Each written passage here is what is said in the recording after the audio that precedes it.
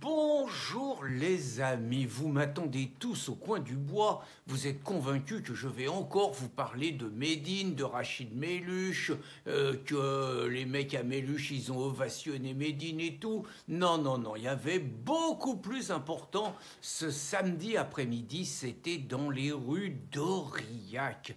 Dans les rues d'Aurillac, dans le Cantal, donc une ville qui vote à 68% Macron et seulement 32% Marine, donc il y avait un grand combat émancipateur digne des années post-68 qui se déroulait et je vais vous raconter l'histoire, ses dessous et ce que doit être ce combat exemplaire pour l'ensemble des Français. Donc il se passe le 23 août, une jeune femme, d'après ce que je crois comprendre un petit peu artiste et tout, Marina elle a chaud, c'est la canicule et tout, et Marina, qu'est-ce qu'elle fait comme elle a trop chaud et qu'elle voit plein d'hommes qui sont torse nu, elle décide qu'il n'y a pas de raison que les femmes n'aient pas le droit de se mettre torse nu dans les rues d'Aurillac. Et donc, parce qu'elle a trop chaud, Marina, elle retire son soutien-gorge dans la rue.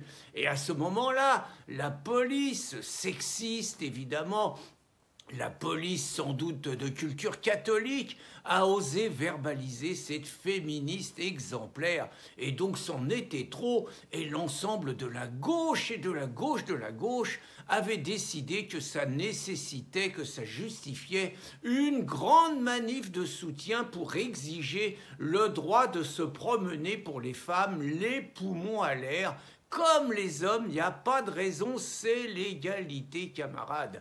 Et donc, la manif, j'avoue que je suis impressionné. Ceux que mon copain Richard Roudier appelle les crasseux, donc les gauchos, et c'est vrai qu'ils ont souvent un look, et les gauchottes aussi, ils ont souvent un look qui n'est pas de la première élégance, même s'il faut que je fasse gaffe, ça m'a déjà valu un procès à Montpellier à cause de l'avocate de la LDH, là, à qui j'ai donné des conseils, donc je marche sur des œufs, hein. Mais donc, c'est vrai que les gauchos, ils sont pas toujours très élégants, c'est vrai, pour ne dire que ça, et ils considèrent que la propreté, c'est l'ordre bourgeois, donc la crasse, c'est l'émancipation, c'est la révolte contre l'ordre bourgeois.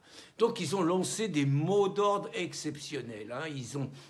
Ils ont d'abord crié à bas l'État, les flics et les fachos. Ça, c'était costaud. À bas l'État, les flics et les fachos. Alors, je pense qu'ils ont aussi scandé Alerta, alerta, antifascisti. Alerta, alerta, antifascisti. Puis, je pense également qu'il a dû y avoir et tout le monde déteste la police et tout. Voilà, il a dû y avoir ça. Je pense qu'il y a plus maintenant et F comme fasciste et N comme passion. Bon, là, c'est plus F maintenant, c'est R, et qu'ils n'ont pas trouvé encore R ce qu'on pourrait mettre. Mais bon, ça devait venir. Et puis, ils ont, parce qu'ils sont distingués, les gauchos, ils ont brûlé des drapeaux bleu, blanc, rouge. Ben oui, ils sont comme Rachid Méluche.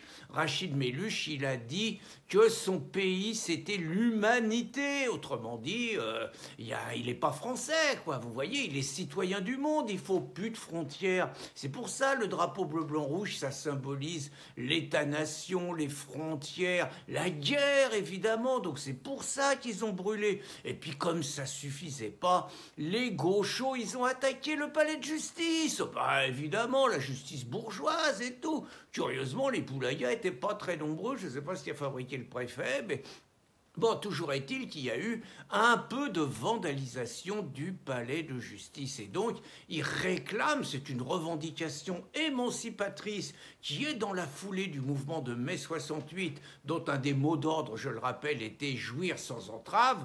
Donc là, c'est clair qu'ils réclament donc pour les femmes le droit de se promener les seins nus. Mais moi, je me permets, hein, je pense qu'ils sont trop timides, les mômes, les crasseux. Je veux dire, ils n'ont pas compris que la barre devait être mise au-dessus, parce que pourquoi simplement les poumons, hein? Si on a chaud aux poumons, on a chaud également au niveau de l'entrejambe, on a chaud partout, donc si on enlève le haut, bah faut enlever le bas, quoi. Donc moi je revendique, hein, de durcir le mouvement et de réclamer le droit de se promener complètement tout nu, les hommes comme les femmes. Et puis il n'y a pas de raison, quoi. Enfin, la nudité, c'est pas honteux. Pourquoi se cacher? Tout ça, c'est la vieille culture catholique rétrograde et conservatrice. Et puis, bon, bah écoutez, puisqu'à l'école, on apprend à nos enfants des histoires de sexe, on apprend à nos enfants à faire des comment on fait des fellations, on apprend à nos enfants ce qu'est la sodomie, on apprend à nos enfants ce qu'est le clitoris et tout. Bah écoutez, il faut aller dans la foulée émancipatrice de ce qui se passe à l'école. Donc pourquoi interdire à des couples de faire l'amour dans la rue? Pourquoi un homme qui croise une femme nue et qui est,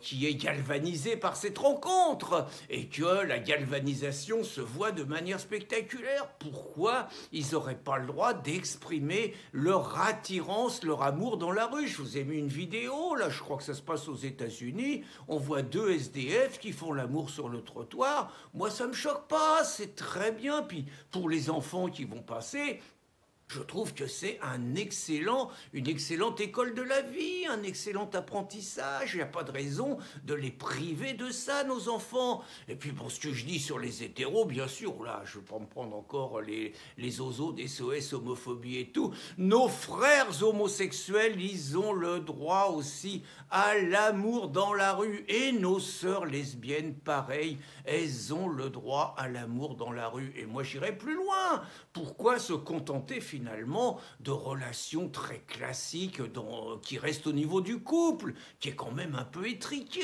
Pourquoi simplement on ne serait que deux à faire l'amour? Si on a envie d'être trois, si on a envie d'être quatre, si on a envie d'une gigantesque partouze, pourquoi en priver les gens pourquoi ne pas avoir le droit de partouzer dans la rue? Ça serait une nouvelle façon de concevoir la vie, une façon totalement libérée, une façon libre, une façon émancipée, une façon où on jouirait tous sans entrave. Vous comprenez donc que sans réserve, mais sans réserve aucune, je soutiens de toutes mes forces mes copains les crasseux d'Aurillac. Bonne journée les amis.